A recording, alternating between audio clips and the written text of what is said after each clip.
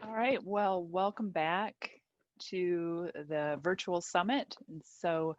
My name is Lori Gano-Overway, and I'm going to be moderating the next session. So, for those of you who may have just joined us, what I want to do is to just give you a little bit of information regarding just the basics of the summit, and then what we'll do is I'll do some brief introductions, and then we'll get started. So just so you know, these main sessions that we are having are recorded. If we go into breakout rooms, those won't be recorded.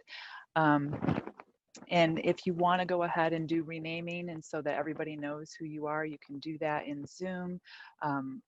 What will happen is that we'll moderate the chat here so that if you have questions along the way, we can incorporate them as we go along. And then what we will do is move forward with potentially breakout rooms. And so if we do that, you can mute and unmute yourself. So with that, let me just give you a little bit of background in terms of what we're going to be doing for this session. This is a little bit different from the opening session, which had the panel and discussion. So these are what we call 5 and 5, which we're going to elaborate a little bit and call them 5 and 8. And what we have here is that we're going to have each speaker talk for about 8 minutes about the curricular approaches that they're using in their programs to share content and experiences with their coaches. And then what we're going to be doing is that we'll have a question and answer session following all of the presentations. And so as we're moving through, feel free to enter your questions into the Q&A or into the chat function. And then what I'll do is I'll pull those together and then ask those questions of all the panelists, or maybe just a few of the speakers, depending on the question that you have. If time permits, then we'll switch out into breakout rooms, but we'll see how many questions that we have as we're moving forward as to what we do. So with that, now let me just do some brief introductions. I'm really happy to have with me here today 4 individuals who have really developed quality programs for coaches, and they're using a variety of curricular approaches. And so I'm hoping that you will be able to get a chance to see those differences, learn from what they have to offer in terms of what they're doing currently in their programs. So our 4 presenters, so first off, we have Melissa Thompson, who's a full professor at the University of Southern Mississippi. She is the director of their coach education program, and she has her background in sport and exercise psychology. But she also has experience in coaching softball, and then also in coaching development, having completed the Nippon Sports Science University Coach Developer Academy. Our second presenter will be Chris Packert, who is the Coach Development Manager for US Ski and Snowboard. He holds a couple of master's degrees, one in curriculum and instruction from WVU and another in instructional technology and design. He applied those skills in the university setting for quite some time before transitioning over into now doing coach development. So welcome, Chris. Our third presenter will be Lynn Oberbilling, who is the Associate Chair and Director of the Exercise and Sport Studies Graduate Program at Smith College. Lynn has her degrees in athletic administration and has also coached at the Division I level in basketball, and was also an athletic administrator at Smith College before taking over the position that she currently holds. And then lastly, we have Andrea Woodburn, who is an associate professor at Laval University, and she has her background in both her master's and her doctorate in terms of looking at coaching and coach development.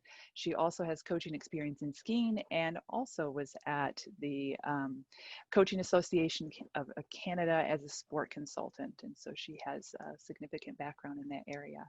So welcome to Melissa, Chris, Lynn, and Andrea. So now what we'll do is we'll turn it over to the speakers who will be presenting. So we will start off, and I will stop sharing my screen, and we will have Melissa Thompson begin with her presentation. So go ahead and take it over, Melissa. Thank you, Lori. Thank you so much to the USCCE as well for the invitation to share a little bit about our program. As Lori mentioned, I'm a faculty member at the University of Southern Mississippi, and at Southern we have a fully online master's degree in sport coaching, and we have a full undergraduate degree in sport coaching, our bachelor's degree, and we also have a minor in sport coaching. But today, in terms of talking about curricular models, I'm going to share just a little bit about our bachelor's in sport coaching. So I thought I would just kind of start by talking a little bit about the guiding principles that drive the way we have designed the curriculum at Southern. The first one, we aim to support both personal and professional development in our students, and this is certainly in alignment with the educational mission of the university. So we are, I think, obviously in a privileged position in a university because we get to spend anywhere from 2 to 4 years with our students and really get to challenge them in critical thinking and develop some of their personal skills as well as their professional skills across that kind of longer exposure in our curriculum. But it is one of the ways that we think about how we're developing our curriculum as well. For the second bullet point, we believe in a science to practice approach to coaching. So I think you'll see when I talk about our curriculum that we believe that there's an underlying science foundation that should then influence the practice of coaching. And so we believe that our students need to know that foundational knowledge so that they understand the why when we talk to them about the how of coaching. The third one, we incorporate ongoing assessment for continued improvement. And so I'll speak a little bit about that assessment process toward the end of the presentation. And then the last point, which I do think is an important one, is that we value our accreditation through the National Committee for the Accreditation of Coach Education. NKC is part of the USCCE. And I think that this is an important one because it is a benchmarking process for us to match our curriculum next to. And we're continuing then, obviously, to look at other ways to benchmark our program. So we have embarked this year on mapping our curriculum next to the ICCE higher education standards as well to ensure that we are encompassing all of the required functions of coaches. So those are really the guiding principles that are the foundation for how we design and think about our curriculum, and will come up again as we talk about assessment. So in general, when we look at the functions of coaches, we kind of went through a process where we can say, what are the responsibilities of coaches at any given level in any given context? And then we tried to categorize those into broader curriculum categories, buckets, if you will. And these are the kind of 4 curricular categories that we have landed on: our sport pedagogy category, our applied kinesiology category, athlete safety and injury prevention, and psychosocial concepts. And the way that we conceptualize this in this Venn diagram allows us to think about how a lot of these curricular concepts do overlap. And so students will get exposure to some of those overlapping concepts more than once throughout the curriculum. And then obviously we believe that right there in the center where all of those are overlapping is the applied practice of coaching, which obviously could be much greater overlap than is depicted here. So then when we look about, well, how do we implement that then in terms of courses? Here is the kind of general curriculum progression that we are using right now at Southern Miss in our undergraduate degree program. So when we look at our sport pedagogy curricular content, we have a set of courses that are sequenced out that represent the content related to how to coach. So in the Intro to Coaching class, we provide some of the foundational information. And then in the sport pedagogy class, students get an opportunity to start engaging in the practice of coaching with their peers. And then in the sport specific methods courses, our students in our degree program are required to take 4 different coaching methods courses So those courses are things like coaching basketball, coaching softball, coaching volleyball, and the students have to take 4 of those throughout the degree plan. And then in our applied kinesiology track, students are required to take basic kinesiology and then biomechanics, and then the strength and conditioning course is the principles of strength and conditioning that is the connection of those science-based to the practice of designing strength and conditioning plans. And then they have the option to take methods of strength and conditioning coaching, which is one of our sport-specific methods classes as well. In the athlete safety and injury prevention, we have a care and prevention of athletic injuries class.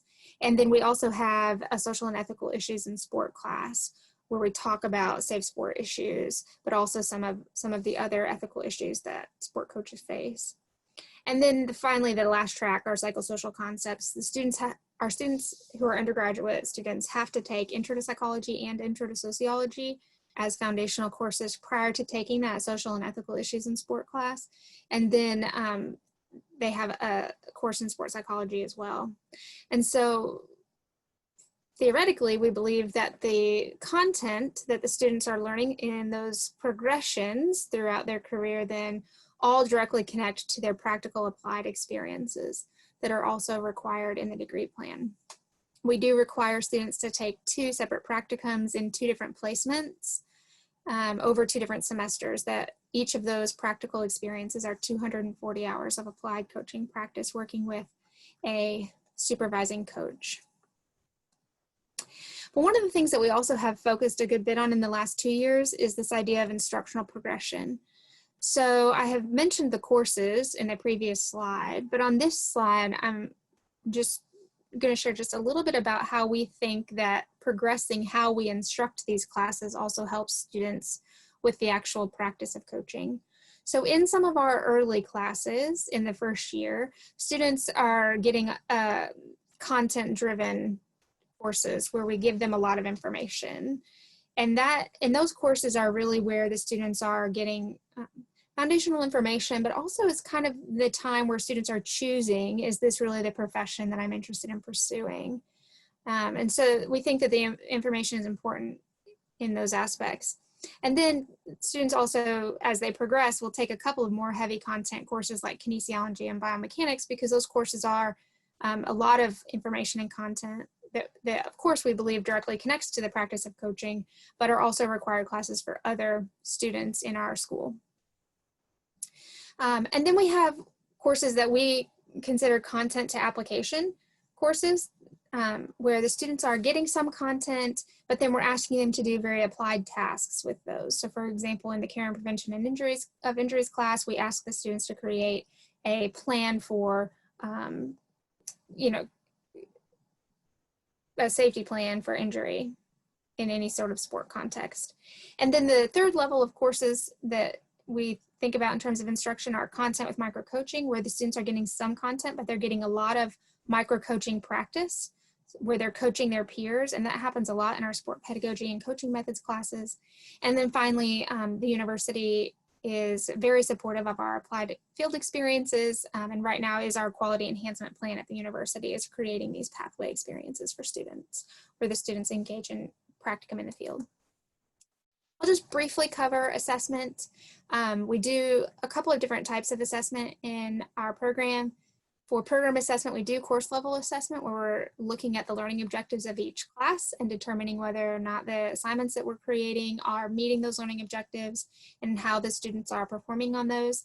And we also have program level assessment, where we have 10 different learning objectives for our program and consistent student assignments that would demonstrate whether or not those program objectives are being met. And each year the faculty review the outcomes of those program assessments to determine whether or not we believe adjustments are necessary in the curriculum. At the student level, in terms of assessment, we do a lot of formative assessment. We're working with the students on critical thinking and their own personal coaching practice. And we do those consistently throughout the semester rather than just doing summative assessments, which is really the grading piece in higher education. It is one of the challenges in higher ed. And then I mentioned also that we have these pathway experiences that are really about the development of the student. So with that, I will turn it over because, you know, I think I might have went over I'm sorry. You're good. Yeah. So thanks, Melissa, for sharing what you're doing at the University of Southern Mississippi. Again, just if you have questions for Melissa or other speakers, you can go ahead and push them into the chat, and then we'll ask those at the end. But at this point, we'll go ahead and switch to our next speaker. So Chris Packert, if you want to go ahead and share your screen, and we'll have you start off our next one. You bet. Well, good morning, everybody. I'm Chris Packert. I'm the Coach Development Manager for US Ski and Snowboard, coming to you from sunny Colorado with one of my favorite hikes in the background there from Piney Lake. And let's get started here. So this is basically going to be a fire hose of information coming from 10,000 feet. So if you guys have any questions on what I'm going to present, you know, please let's discuss it after this presentation. So US Ski and Snowboard is the national governing body for 7 sports. That's alpine, free ski, freestyle, cross country, ski jumping, Nordic combined, and snowboard. And our vision is to be the best in the world in these sports. So within this landscape and thinking about sport education, you know, we have these 7 disciplines. So the curricular model that we have come up with applies to all 7 disciplines. So, you know, we create curriculum for coach developers to lead our certification courses. We have 6,000 coaches that we need to consider, 4 levels of certification, 27,000 athletes. We're also creating curriculum for parents and volunteers and officials. So it's a pretty robust curriculum when you think about it holistically. And I can't really go any farther until I talk about our philosophy in our department. And that philosophy is that the coaching system that you create directly impacts the coaching performance that you see in the field, which ultimately impacts athlete outcomes and competition. So you'll kind of see this theme interwoven throughout this presentation. And I kind of use this diagram to drive us through these 7 areas that I thought were most important to talk about today when you think about an overall model. And those areas are, of course, the curriculum that you're developing. But not only that, you really need to consider the processes that you use, the technology, the internal workforce that you have, how you're going to get content from the external workforce, you know, how you're going to manage all the projects, and then, you know, and then also how we are all going to respond to this global pandemic in terms of delivering content to coaches. So if you imagine we come out of the starting area and we're at the first gate here, that's the curriculum. And our curriculum all falls on our long-term athletic development training systems. That is a document for all of our disciplines that outlines 7 domains that are important to athletic training. And then in terms of phases, we have 6 phases of athletic development. And within those phases, we use the categories of biological age, chronological age, and time in sport to identify an athlete within these areas. Here's our coach education pathway. So when coaches come in new to our organization, they actually take a course of 5 modules we call coaching fundamentals.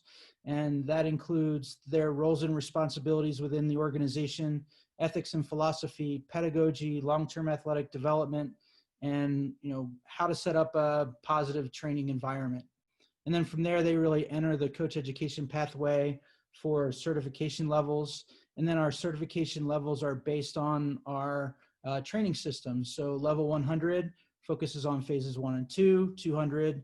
What we're trying to do in this is develop a holistic coach that can really work with all of our athletes, no matter where they are in their development. So 200 focuses on phases 1 through 4 and 300 through 1 through 6. And then 400 is really special projects where candidates submit a proposal on what they want to do, and then it goes through an approval cycle. But basically you see a common theme here where our curriculum focuses on essential, agnostic, coaching fundamental concepts. And then we also include the discipline-specific pieces of equipment, technique, tactics, and competition, and then the professional development or specialty coursework that they need to keep their certifications active from one year to the next. And then when you get into 200 through 400, we really want our coaches to become mentors for younger, newer coaches. So we start to work on mentorships and creating coach developers and that kind of thing. But in addition to that, we also create tools for coaches. And what you're looking at here is an interactive, informational tool that coaches can use to assess where their athletes are at different periods throughout the year to see how they're progressing through our training systems. So they go in and they check the boxes and they go through all of the domains. And at the end, it kind of spits out a report here where it shows where the athletes are strong and where there's opportunities for improvement. And then it goes down into more granular levels that then they can print out and share with athletes and parents and form good discussions from that. We also do tools like Guide to Fundamentals. So in skiing, this is the Guide to Ski Fundamentals, and it's a really great resource for coaches to be able to use drills to develop skills over time. And the way that we wrote these is really geared towards new coaches, where we provide the why, the how, and the what of how to set up that drill successfully and what to look at in their assessment. And then finally, we do some assessment components as well. This is Skills Quest, which is a series of drills that an athlete should be able to do at different phases within their development. And finally, new this year, we created a coaches forum where we want to share some micro learning, some tidbits from, interviews with experts in the field to coaching interviews to all kinds of things. So this is new for us this year. And what you're looking at here is Travis Dorsch provided a presentation for our Club Excellence Conference a couple weeks ago. So we put that up and we're delivering it to our whole coaching community so that more people than just what attended the conference can see this information and discuss it too. There's the discussion component, and people are really starting to participate in that as well. All right, so rounding to the second gate, here's our process. And this is the process that we use for creating content. And there's 9 steps in this process, but basically there's just a couple areas where we identify what the performance goals are for a certain level of coaching. Then we conduct a needs analysis. Then we develop the strategy and the material. And then we conduct a process evaluation to see, is what we set up relevant? Where are the areas for improvement? What are the expected outcomes? And when we get to step 9, how are we going to modify what we've created to generate an even better curriculum? Coming into gate 3 is technology. We use Moodle for our learning management system. And here on the left side, you can see a multitude of courses that we've created. CDT stands for Coach Developer Training. So we have some of those intermixed with some certification courses. And then we use a really great product called Evolve. It's a content authoring tool that has us create the content. Coming into the next gate is the internal workforce. And I can't stress this enough, like the team that you create in your department and how those people work together to accomplish your vision is such an important step in creating your model. So in our department, we have these positions, and everybody works really great together. And we have Friday scrums where we all get together and talk about where we are with projects. And it's a really great team, and I'm really happy to work with these folks. Coming into the next gate, external workforce. This is really our coaches. We rely heavily on our coaches from all our disciplines to help us create the content that we need for each level of certification. Project management, super important in creating your model. We use Trello, which is a project management software. And basically you see different categories here from projects that are kind of out in the distance, but we're tracking on them and we know we need to complete them, to this parking lot where when space opens up in our workflow, we start bringing these projects over. And then we assign, here's our team right here, and we assign each team member with a project to manage and collaborate with other team members to bring it to fruition. And then on the right side here is our completed projects from one year to the next. So when we go and do our annual review, it's very easy for us to see what we've completed from one year to the next. Slack is a messenger software that we use to for communication with the entire team, both internal and external workforce. And here you can see all the projects that we have that we're developing. And GoToMeeting we use for basically anything to, from getting content from coaches to our weekly scrums to virtually anything that we need to when we need to collaborate very closely. And this is a nice little tool that I found called Symbaloo. And it's a way to organize all of the websites that your team needs to go to on a daily basis, and keeps it all very organized. And then you can share the URL to this page with your whole team. So when you bring somebody new on board, it's really easy for them to get involved in your process and know where to go to get what. And coming into the last gate is this new pandemic that we're all trying to face and trying to figure out how that's going to change our whole process for next year, and what changes we're going to be putting in place. And when you do all these things and you do them really well, you create coaches like Nicole Mason, who just got our Coaches of the Year award for US Ski and Snowboard, and the International Coach of the Year award for snowboarding. And my goal in this department is to create more folks like Nicole. She's very engaged in helping us create content. She's been through our courses, and she's a real great model to show, if you do it well, what you can accomplish in the future. I think I did it in 9 minutes. All right. Thanks. Great. Thanks, Chris. Yeah, so nice contrast in terms of how that online program works, as well as the tools and technology that you have in place. So I appreciate you sharing that. So we'll go ahead and we're going to turn it over to Lynn Oberbilling. And what I'll do is I'll pull up the slides here, and then we'll go ahead and have her get started. Thank you, Lori.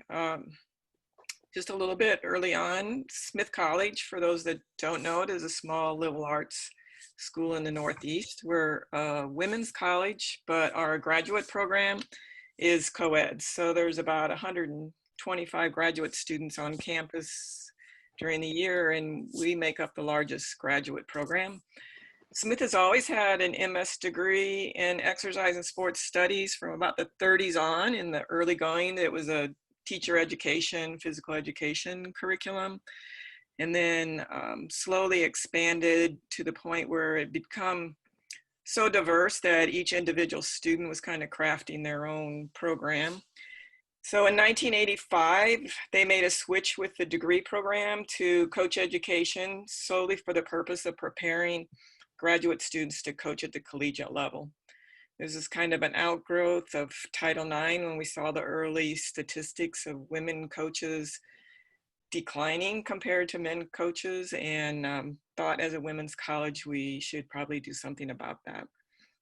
So basically, before we had like national coaching standards and benchmarks, we asked ourselves, and Lori, this is the second slide, what kind of program we wanted to have. And we looked at coaches at the collegiate level, and basically they came from one of two types of programs. Either they found a great coach and worked for that coach until they felt comfortable breaking out and going on their own, what we'll call the apprentice model, which is fairly popular in collegiate sport. Or there were those that went to school for more advanced education, science classes, and then sought out coaching programs. We thought there was value in both. So as we created this program, we wanted to have a heavy emphasis on both the apprentice and educational models. So we asked ourselves, what does a coach need to know? That would be probably your educational model. What does a coach need to be able to do? some of the practical apprentice type things. And then also an important characteristic is what should a coach value? And we came up with a 53 credit 2-year program that's totally prescribed. So there's no electives. Everybody takes the same course. We have about 5 faculty teaching in this program. We do not have an undergraduate exercise science major. We do have a minor, so there's some courses taught there. But the emphasis basically for the faculty is this graduate program. Slide 3. So the first thing we did is we anchor the program with these 5 what we call theory courses. These are the heavy kind of science theory. We teach them somewhat at the graduate level, but a lot of our students do not have a background in exercise science. They come from other liberal arts colleges where good athletes decided that this is what they want to do with their life now and are pursuing this. So most of these courses, although are heavy in theory, we still ask ourselves, what about biomechanics does a coach need to know? Or what about exercise physiology, and specifically a college coach, because they're going to deal with athletes for only a 4-year period of time. So what are they able to do in this area? Our gender and sport class is basically a sociology course. We do have labs. We have a biomechanic lab with a 10-camera motion capture system. In exercise physiology, we have metabolic measuring systems, dex, dynamometers. We can do EMG, KGs. We also run a lab in our skill acquisition motor learning class that's rather unique to a motor learning course in that this is where they get their coaching pedagogy, and we teach each other and we look at some of the motor learning principles like feedback and randomness and variability, and we ask them apply that into teaching units, and then we work on their teaching styles at the same time. So it's quite a packed course. Our next set of courses, next slide, is a lot of seminars and colloquiums, which are 2 credits each, means they usually meet about once a week. And these are very practical in nature and with coaching applications, and oftentimes like assignments that might even help teams with their coaching. So fundamentals of conditioning, for example, is taught by our strength and conditioning coach. They might learn how to set up programs, and they might actually go ahead and set up, say, the summer workout program for a team. Legal issues in sport, we might have them develop a risk management program and review their team currently to see if we meet all the standards. So a lot of these we try to apply to Smith coaching. And then the third anchor of the curriculum on the next slide is about the practicum. So they actually take a course called ESS 505 or 506 in their second year, which is them serving as the only assistant coaches at Smith College. So we have 11 varsity sports, and all the varsity head coaches have assistant coaches that are graduate students in this program. They don't have any other full-time assistants. They might have an occasional volunteer assistant, but this is their assistant. And so in their first year, we give 6 hours credit for this, 3 hours each semester. And in the second year, we give 8 hours credit, knowing that they've learned more and coaches are assigning them more work. They ought to get more credit with that. And this work is not just on the field or in the pool or in the court coaching. They also work in the office. They go recruiting, evaluate talent. Some of them might even work on the giving day on fundraising. And our assessment of the practicum is really tied into the national coaching standards. We take those standards, and each student has to identify where in their practicum they accomplished each of the standards. So it's closely met. We call that a matrix. We also use a self-assessment tool where the student assesses themselves in 3 different categories in a number of different areas, and then sits down with the head coach and reviews that self-assessment so that they're getting like some itemized feedback from the head coach. And then we assign a faculty liaison to every grad student that helps work with the coach and the student to make sure learning objectives are getting met, but also that the student is performing the functions of an assistant coach. And once in a while, the practicum might have an additional seminar that we add into it if there's something lacking in that. On the next slide, you'll see sort of what a sample semester would look like.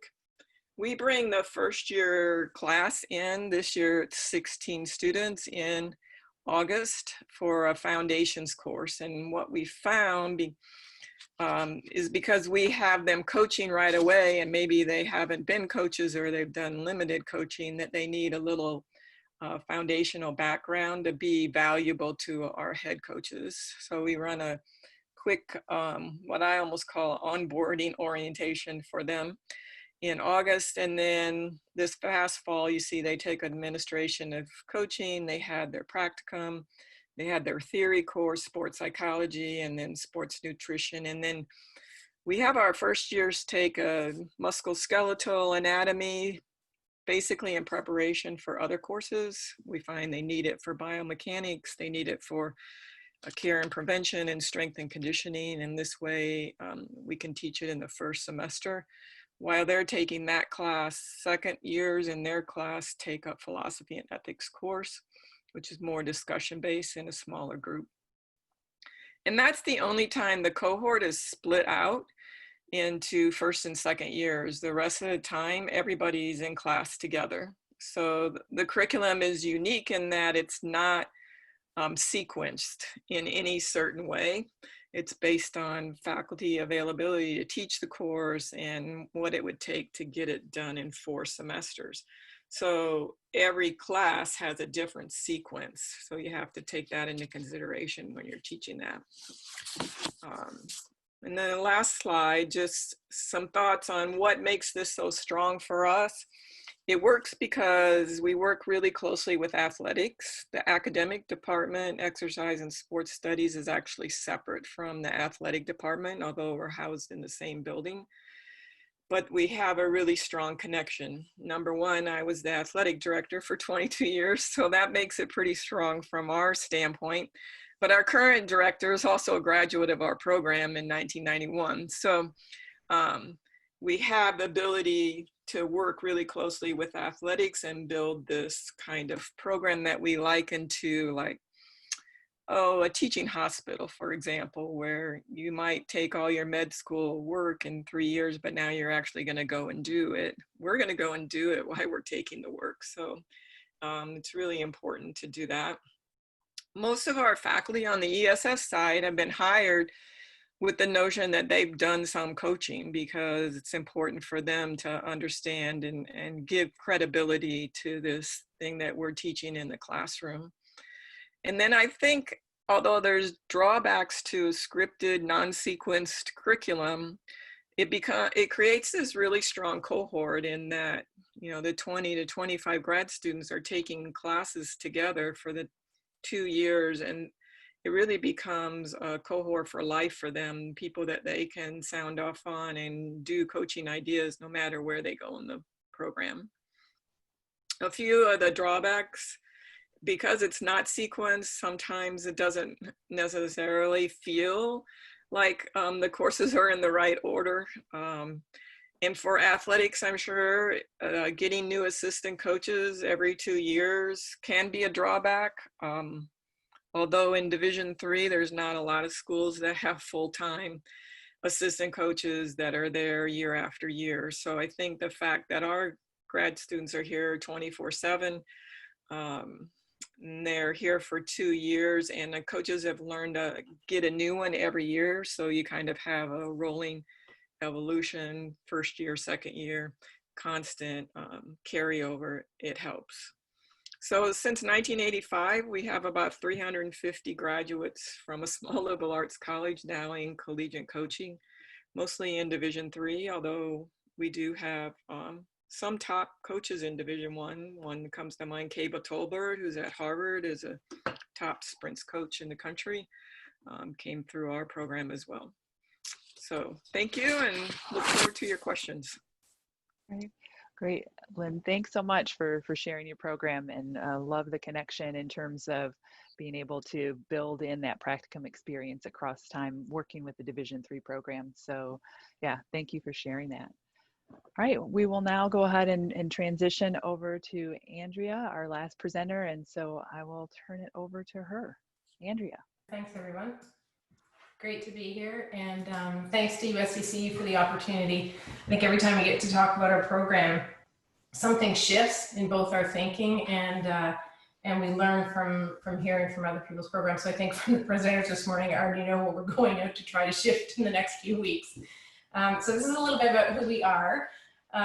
We're a school of 40,000, one of the oldest universities in North America, and we're a French language university. So the program, actually the title makes no sense when you directly translate it, but the closest translation is a baccalaureate in sports coaching. So I'd like to spend my time moving through the presentation in this way. So some key questions that guide the choices that we've made throughout the curriculum, a bit of context, our approach, and I think I'm going to do a lot of repeating what other people have said because there's a lot of echoing of the choices that we've made and the choices that other people have made, and then perhaps a practical example to show how we manage some of the things that I'm going to talk about.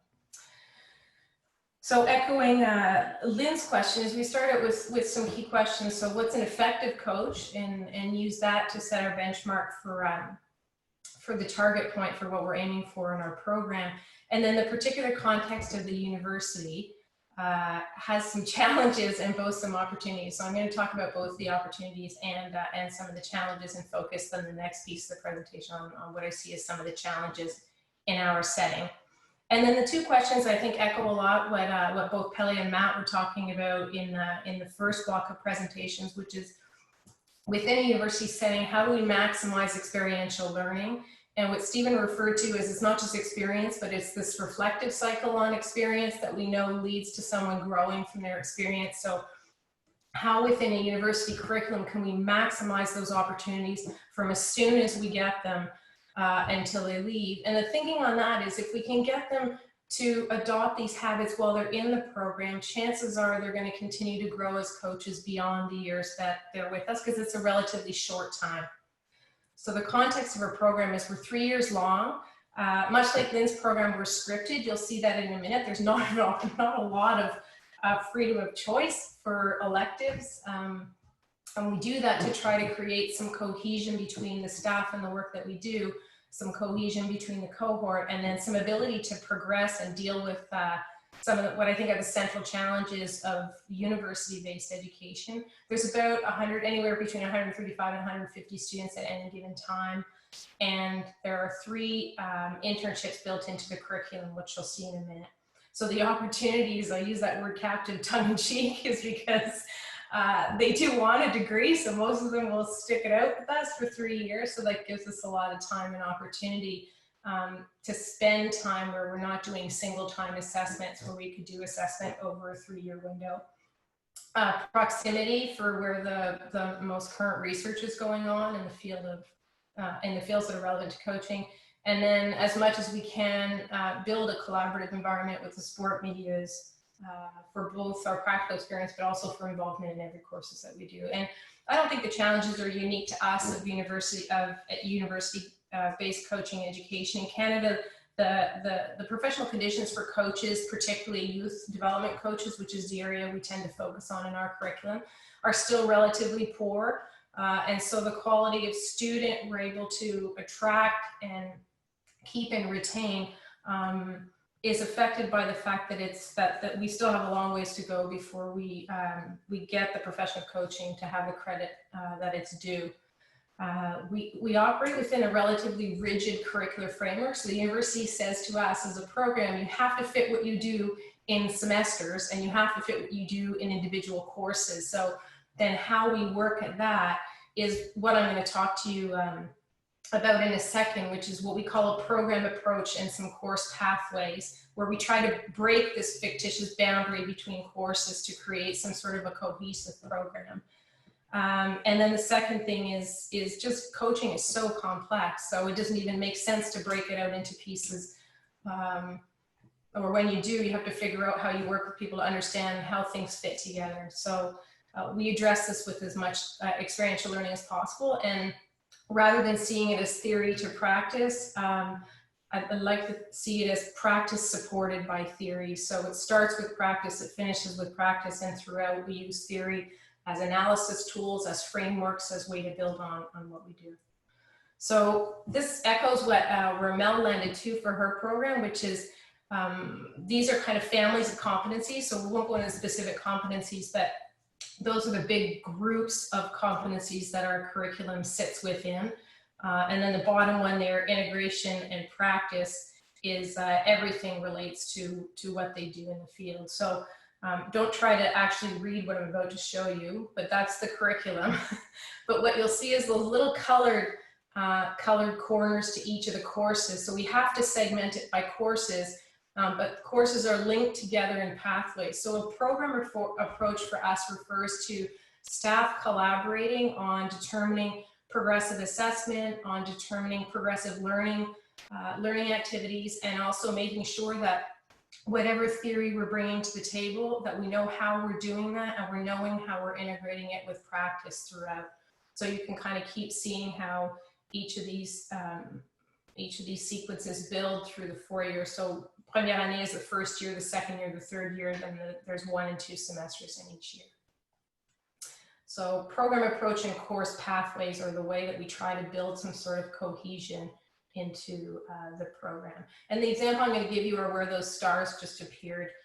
So how we link not only the internships within themselves, but the internships within specific courses in the curriculum. So the courses are also tied between the pathways.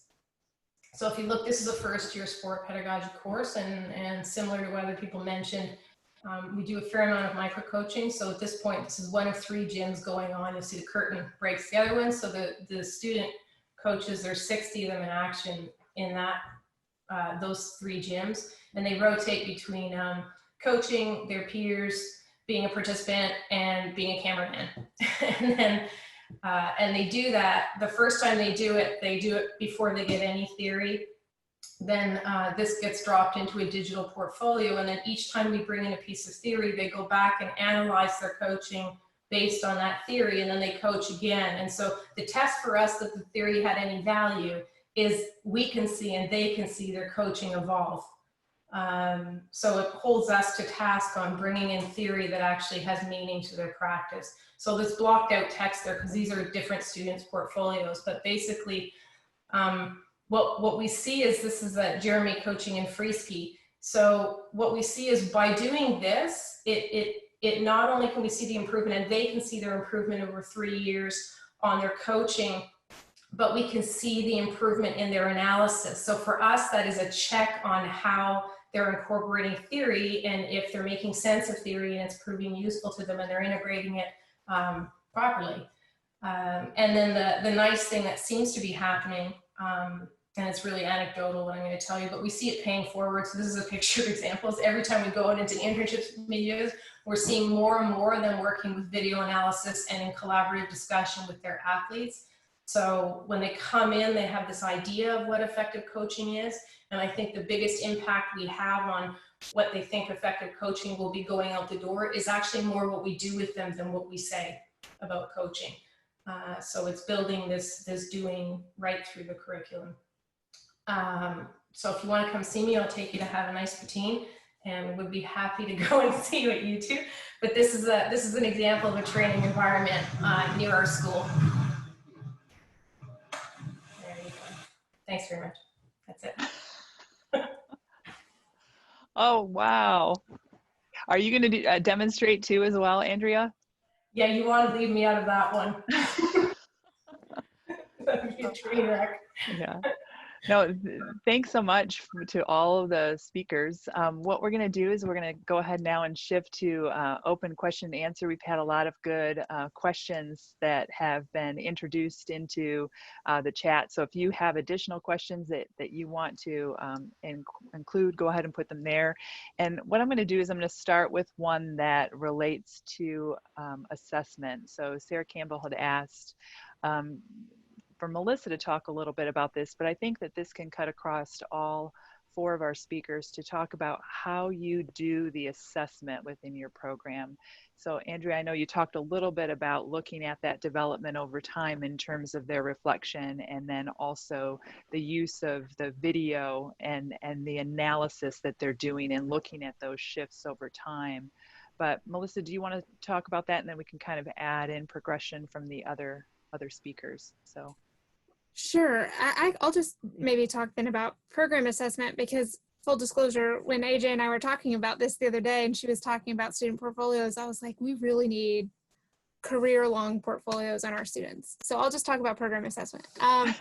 So as I mentioned, in our program, we have kind of 5 main areas of learning concepts, and each of those has 2 major learning outcomes. So students will be able to demonstrate concepts of health and wellness in athletes, or is an example.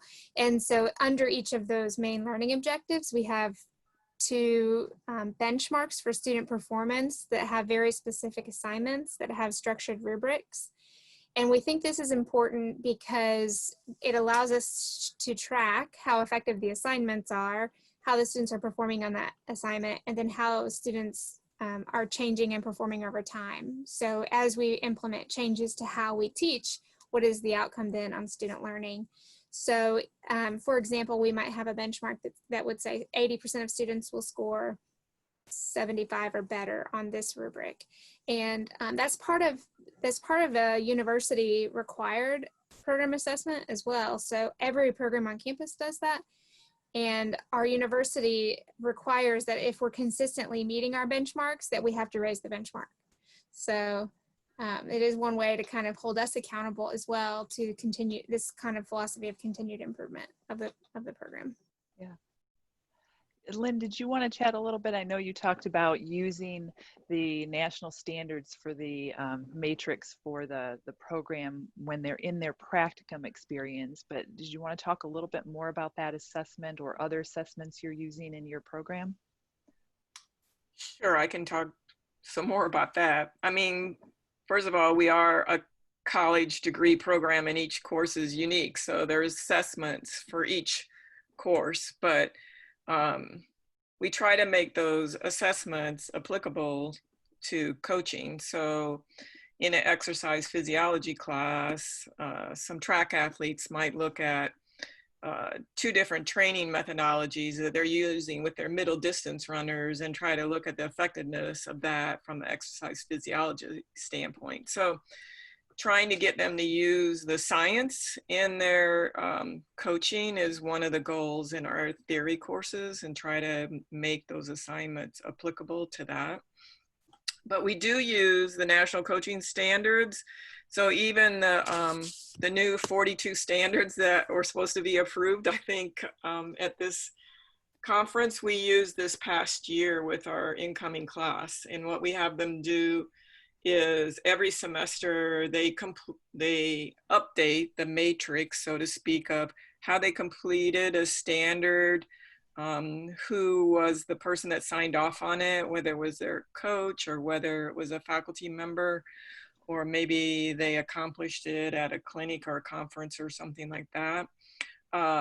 So a first year in their first fall semester might only get 4 or 5 standards done.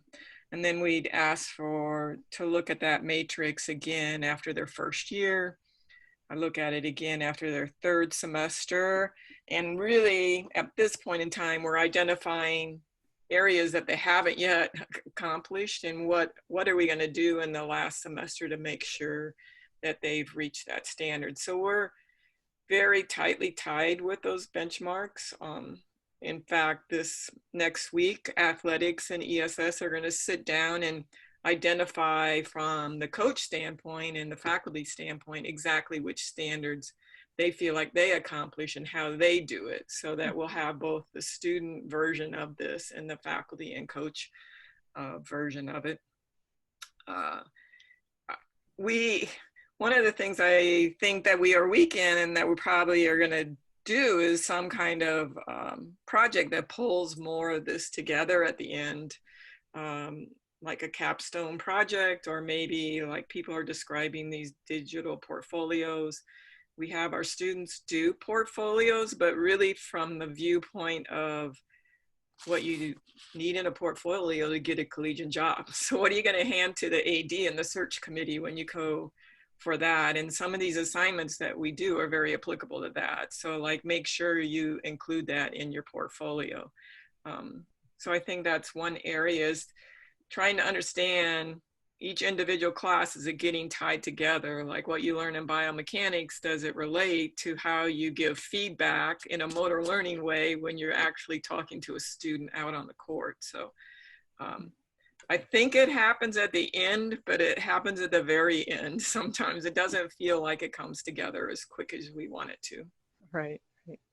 Chris, did you want to talk a little bit about assessment and the type of program that you have across the levels? Yeah, you bet. So, we do formative and summative assessments in certification.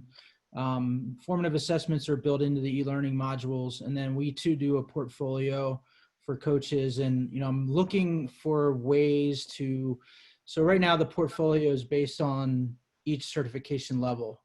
I'm looking for a way to have a really slick coach's dashboard that includes the portfolio that they develop from one certification level to the next.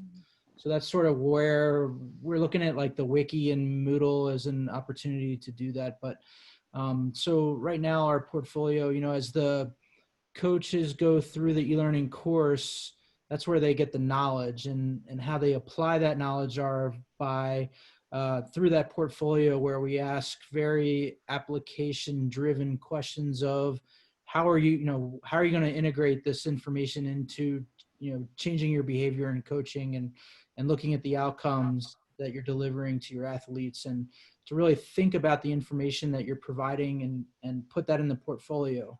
And then we have them bring that portfolio to the face-to-face experience. So let me back up. So our model is a blended learning model. So we believe that if we give them the e-learning first, we raise the bar of the knowledge that everybody has before they meet face-to-face. And then coach developers can then utilize that knowledge and really have meaningful, deep discussions, because we've kind of leveled the playing field with what everybody knows coming into that situation. And they, we review the portfolios in a group through that experience, so that people get the opportunity to share and hear from their peers of what, how they're answering those questions. And it's been real beneficial. And I think the next evolution to that is going to be being able to have a portfolio. I just haven't figured out the technology yet, but having a portfolio that we can use that spans their coaching time, and going through because I'd love to see Nicole's portfolio. I bet that would be pretty awesome if she started at level 100 and then all the way through where she is now, Yeah, So, no, that would be cool to see. Yeah. Yeah, absolutely. Andrea, I'm going to put a little twist on this, because Brendan Gropley asked about this link to assessment of how do you assess reflective practice?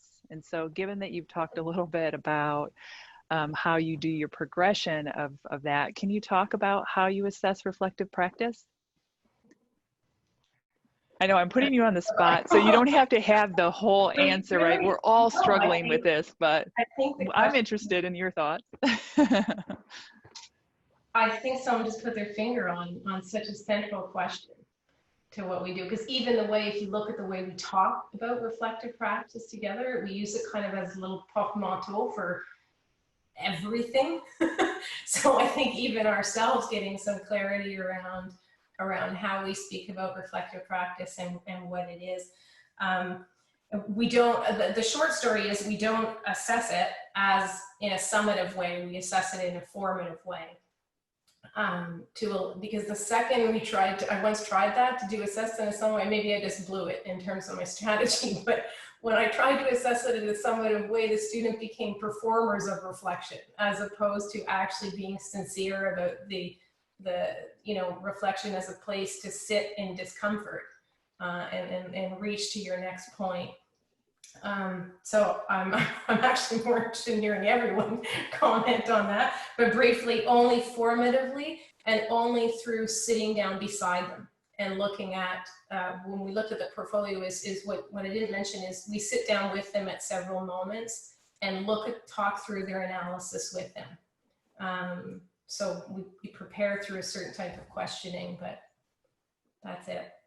Does that provide any help? Yeah, no, I think that is helpful. Well, another question that I had that is connecting back to a question that's been asked is about, and this I think came from Jody Langdon, is to talk a little bit about vetting the coaches that they go out and work with. So maybe Lynn, we can start with you about what you've done to mentor the coaches to prepare them to be a mentor to these students and to recognize their role, because they're coming in as assistant coaches, but they're also coming in as learners as well. So to talk about that, and then we can add in other folks in terms of the mentorship piece. Yeah, I think that's key. I mean, I've been at Smith long enough to remember a time where our coaches didn't really buy into the program and they just wanted people to do the work.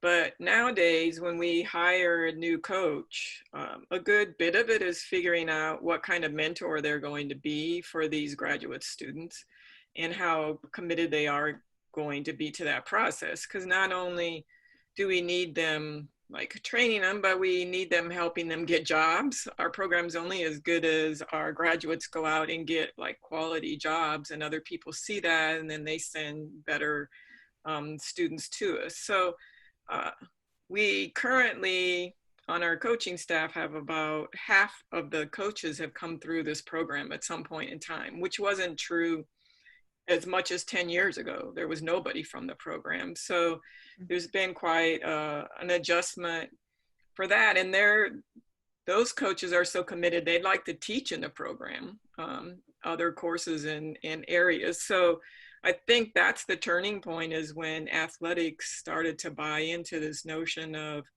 they were the mentors. And what does that mean? That means taking them to conference meetings. It means introducing them at, the basketball convention. It's taking them to other places where they might learn things, and then taking pride in the fact that, oh, I helped get this person the assistant basketball coach position at Vassar that just got hired last month. So we've kind of turned the corner on that, but without that, it was really difficult. I mean, there were times where we had to pull students out from the coach because they weren't getting what they needed.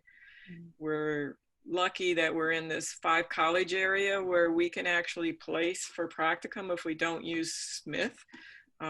Some coaches in other schools, like we have 3 or 4 of our graduates who coach at Mount Holyoke, which is 10 miles away, and they're willing always to take one of our graduate assistants if we have extra people. And we've placed people at Amherst College. We've even placed people at University of Massachusetts. So we have that option to find that coach that is committed to that kind of mentor relationship with.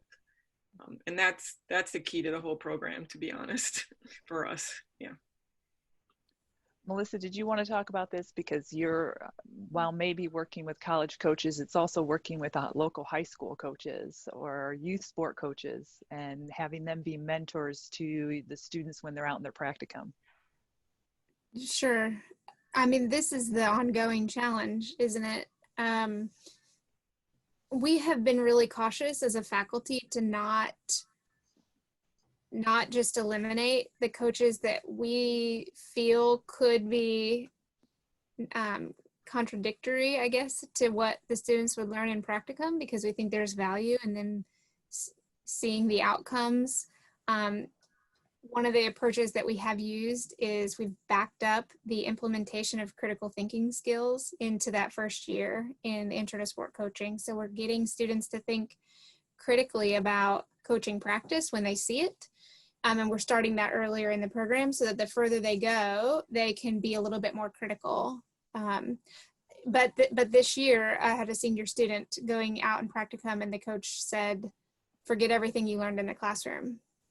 So we're still facing those challenges that a lot of our coaches did learn through the hands-on experience. And so we try to encourage students that a lot of their learning is hands-on, and when they're out practicing coaching, but that they have this anchor, something to anchor it in, and that's that foundational knowledge that they've really worked to acquire through the program. Yeah, but I don't have an answer for weeding out the less than optimal. Mm-hmm. Or it's just about how can we help provide them with knowledge to be the coach developer, right? And to be a mentor to this individual. Yeah, Andrea, I mean, we're still doing, well, I was just, we're still doing, online training for the mentors, and we've gotten, based on some research we've done, we've gotten a little bit more prescriptive, and here are a set of tasks that we really ask that you give the student an opportunity to do as a minimum kind of thing. So. Mm-hmm. Andrea, did you want to add to that? I mean, it's two questions that just really hit both nails on the head. That is, like Lynn said, it could be both our Achilles heel, and also the very best thing is really that relationship with what's happening in the field. And honestly, recently we actually backed off on the years of experience we required so we could incorporate more of our graduates into our pool of mentor coaches, because we were finding that it was actually better to work with our graduates who have come through a program with that kind of alignment on how they see effective coaching. In some cases, then I mean, hopefully you can do both. Working with someone with a tremendous amount of experience, but like Melvin, we ran into forget everything you're learning in school. There's an internal note in the mentor list going, well, that's the last one there. And then we try to bring in some more who actually are interested in being partners with us. And I think for us, it's also showing openness that we have a lot to learn from them on making sure our curriculum is relevant. Yeah. And Chris, I'm interested, you talked about the mentorship program that you have. So what are those, I mean, just briefly kind of thinking about how are you helping to prepare coaches to be mentors? Yeah, so last year was the first year we implemented that course, and we created a coach developer training course where we had our coaches that are delivering our level 100 certification actually show us that they've gone through the online modules, they've created their portfolio, and they show us the plan for which they're going to be delivering the content based on the schedule that we've provided. So it's sort of our first tier to this was to take our initial population of coach developers and try to level the playing field on the standards that we want to set for a certification course that's delivered in Maine versus one that's delivered in California, so that it doesn't matter where or who a candidate goes to get their certification, it should be the same quality of delivery. So that was the first tier. And then the second tier, what we're working on right now, is a new coach developer training course where one component to the original course that we have is going to be that mentor component, a shadowing component, where if first of all, a coach has to, in order to deliver a level 100, they have to be a level 300 or higher coach. So that's one way that we monitor that level of coaching that we're looking for. And then for this new course, we're going to have a shadowing component where we'll assign, the candidate to one of the coaches. We love having the system and have them go through it with that person, and then have that person do a reflection of the experience, so that we're, keeping that quality, that standard as we move forward into the future. Oh, that's great. Yeah, that's really helpful in terms of thinking about, one, recognizing that they need some foundational knowledge and then building on that over time. And so the use of that online technology to be able to do that. So yeah, I really appreciate that. There were a couple of questions that are less difficult, I think. But Sam Callan asked about job placement. And so can you talk a little bit about placing coaches once they've graduated from your programs in the field? And so Andrea, did you want to go ahead and start? Yeah, sure. I would say some of our coaches would be provincial or state level coaches when they come in and when they graduate, but most of our coaches are really coaching in the youth sector. So the reality is the quality of jobs is among our biggest challenge. I would say about the last time we checked in terms of real numbers, we had about 80% having a job going out, but they're often combining 2 jobs. They're doing some sport administration, some coaching, or some technical direction and some coaching and that type of thing. And the early years are hard in their profession. So what ends up happening is not so much what we do, but through their internships, it becomes either through the network they build in their internship, or they do a really good job in their internship, and then the club doesn't want to let them go after. Yeah. So. Lynn, did you want to talk about that? I have a Yeah, sense that most of them are. yeah, most of our graduates get college coaching jobs. Depending on the sport, some of those will be head coaching jobs. So something like lacrosse or field hockey, maybe cross country, those kind of sports, they'll go right into head coaching jobs at other D3 schools. In some of the other sports, more like soccer, basketball, rowing, they'll probably go into full-time assistant positions. Oftentimes, it might be in D1 where they have like a first assistant, second assistant. They might go the route of getting a second assistant. On occasion, students come into the program, by the end of the program, decide this is not what they want to do. We have a few in the prep schools that like that model of kind of being on campus, working with the athletes in prep schools. A few of them have gone on into administration.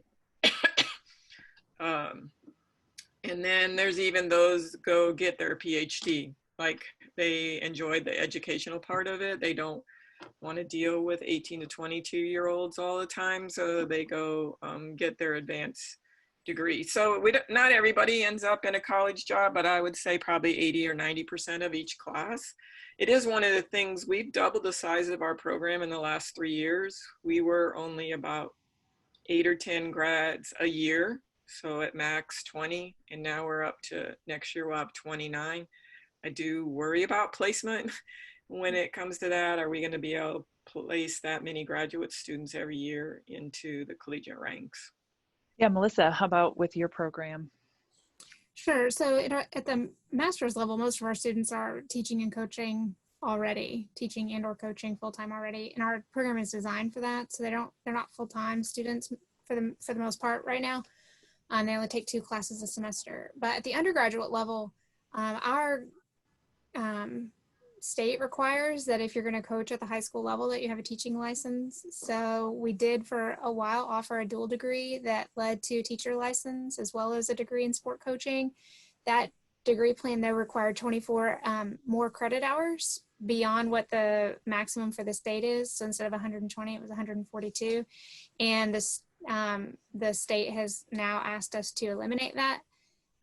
So, you know, for us, it's educating the students on alternative routes to teaching license if they're interested in coaching at the high school level.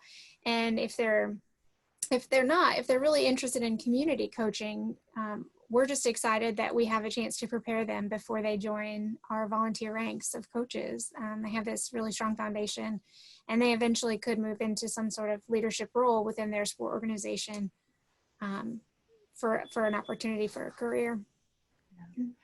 And Chris, with your program, are all of the coaches coming in, they're already coaching, and so it's kind of, they've started and they're part of your program? No, it pretty much runs the gamut from volunteers to club coaches to national team coaches. And well, good.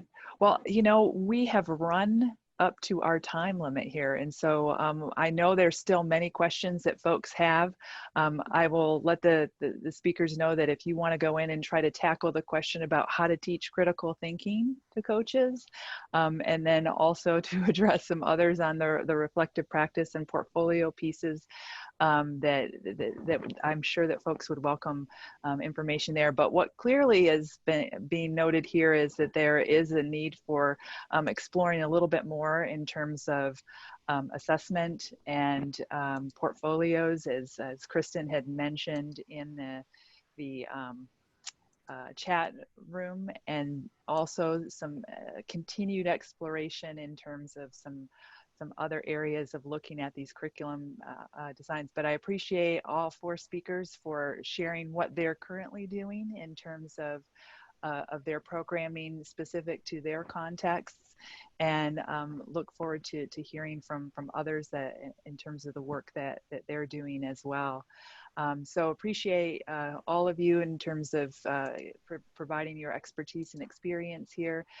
Thanks to all of the folks who are listening in, and so we appreciate that. And what you'll see here is that our next session is going to start at 2 p.m., same Zoom link. And then just like with Cam in terms of the information, and I am going to just show this piece here, is that that we have the information about what's coming up in the future. All right, so thanks everybody for participating. We appreciate it, and we'll see you at 2 o'clock.